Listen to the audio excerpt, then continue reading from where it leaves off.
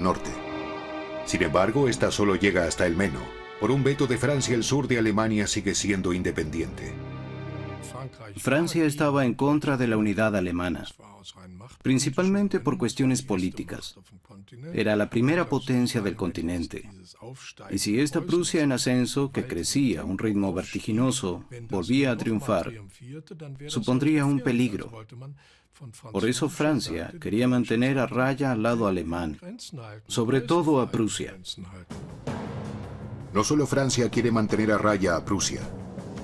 Muchos alemanes del sur, especialmente en Baviera y Württemberg, quieren preservar su antigua independencia, especialmente los gobernantes. Solo un estímulo desde afuera vuelve a encauzar las cosas. Comienza en Sigmaringa, Suabia. Aquí residen los príncipes de Hohenzollern, una rama de la familia real de Prusia.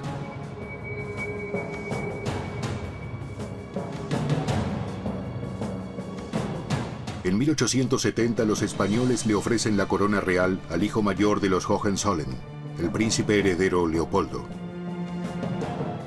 El príncipe titubea, después acepta, no del todo por su propia voluntad, como prueban las cartas de Bismarck en los archivos del estado de Sigmaringa.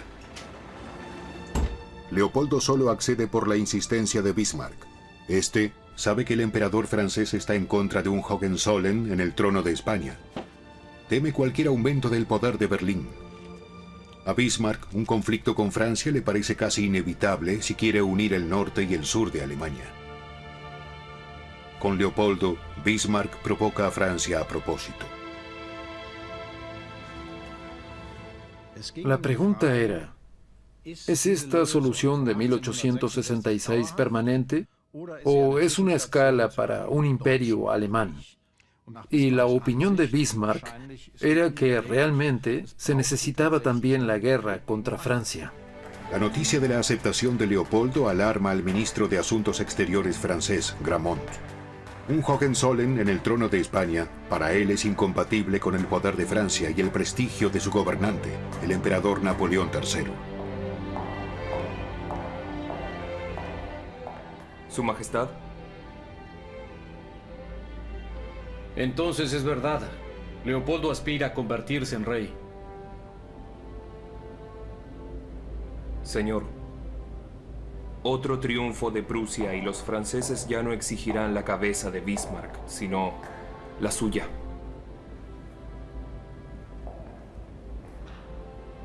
¿Y qué sugiere?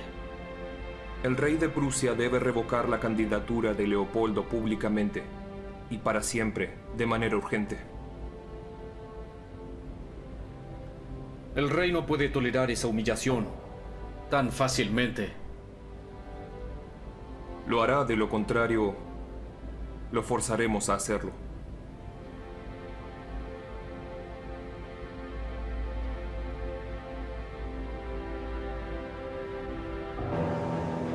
El hombre que debería ser forzado se encuentra precisamente en un tratamiento termal, en Bad Ems. Aquí el rey Guillermo se entera de la protesta francesa e interviene. Con su aprobación, el príncipe Leopoldo retira su candidatura. Francia ha ganado. El conflicto parece haber sido evitado. Un error. La renuncia de Leopoldo no es suficiente para el emperador francés. Quiere humillar a Prusia. Es un telegrama del rey. No admite ninguna demora. Aparentemente el embajador de Francia, Benedetti, lo ha visto personalmente, hoy temprano, en Bad Ems. Su Majestad, por favor. En su telegrama a Bismarck, el rey informa que Benedetti le habría exigido que garantice públicamente que ningún Hohenzollern ascenderá al trono español. Una afrenta. El rey no tendría que haber hablado con él. Leopoldo ha renunciado. Tal vez el rey se dio cuenta de su error. Ha enviado a su secretario para dejar en claro que ya no puede ni quiere hacer nada.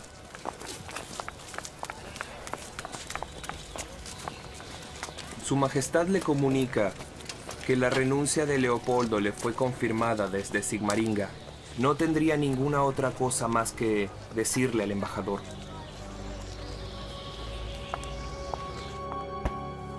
Eso es todo. Aguarde. Aún no está todo perdido. Recortaremos un poco el telegrama, et voilà. Tachamos el mensaje de Sigmaringia. Y solo escribo... El rey no tiene nada más que decirle al señor embajador. Punto. Excelente. Así suena diferente. Como si el rey le hubiese cerrado la puerta en la cara.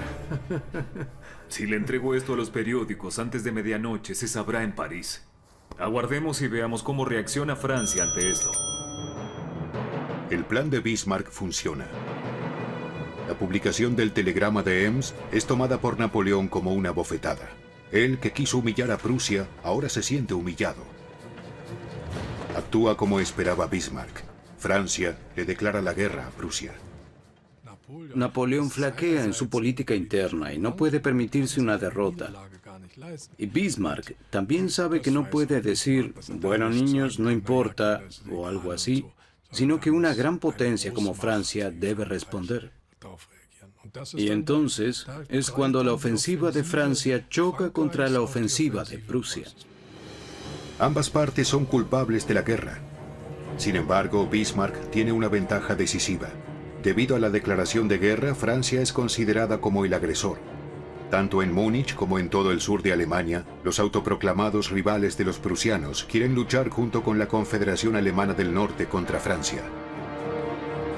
El ánimo público no les deja otra opción a los príncipes del sur de Alemania. También el rey bávaro Luis II ordena la movilización de su ejército contra Francia. En Baviera, como en todas partes de Alemania, los ciudadanos responden voluntariamente al llamado a las armas. Artesanos, maestros, trabajadores, campesinos e incluso adolescentes. El voluntario más joven tiene apenas 15 años y proviene de Baviera. La guerra contra Francia une a la nación.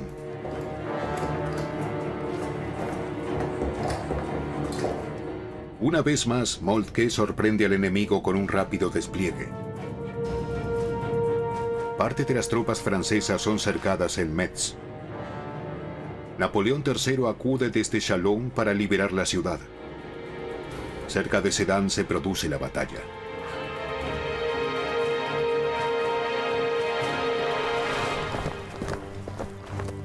El ejército de Napoleón se encuentra en malas condiciones. Duras marchas, un liderazgo indeciso y muy pocas provisiones afectaron la moral de la tropa.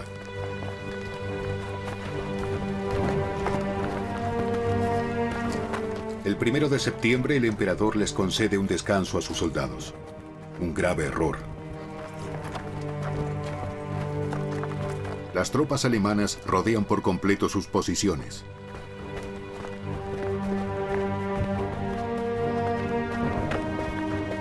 Están en una ratonera, dice Moltke. El jefe de Estado Mayor esta vez no emplea rifles, sino artillería.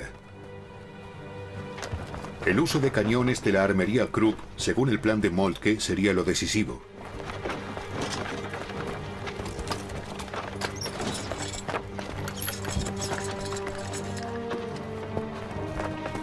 En sus posiciones improvisadas, los franceses están casi indefensos frente al fuego alemán. ¡Fuego!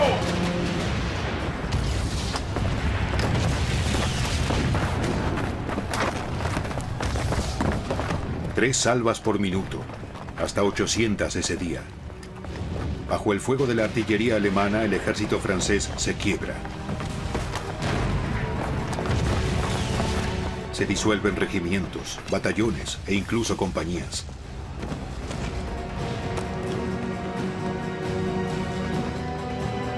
La batalla de Sedan se convierte más tarde en un mito nacional alemán.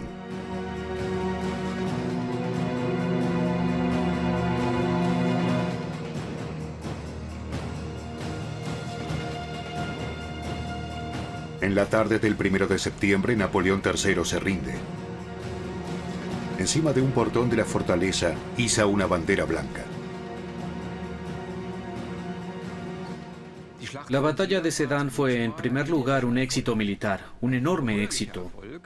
condujo a que el imperio francés fuese en principio derrotado militarmente. Militarmente fue una victoria, pero emocionalmente también fue una sensación muy edificante para la mayoría de los alemanes. Ese día en Sedan se había derrotado al poder que durante décadas, así parece en todo caso, se interponía en el camino de los alemanes. Al frente de 100.000 soldados, Napoleón III se dirige al cautiverio. 3 años más tarde muere exiliado en Inglaterra. Cuando la noticia de la derrota llega a París, se produce un levantamiento. El imperio se desmorona. Sin embargo, la guerra continúa. París es rodeada por las tropas alemanas y bombardeada con armamento pesado. Todo esto produce profundas grietas durante décadas entre alemanes y franceses.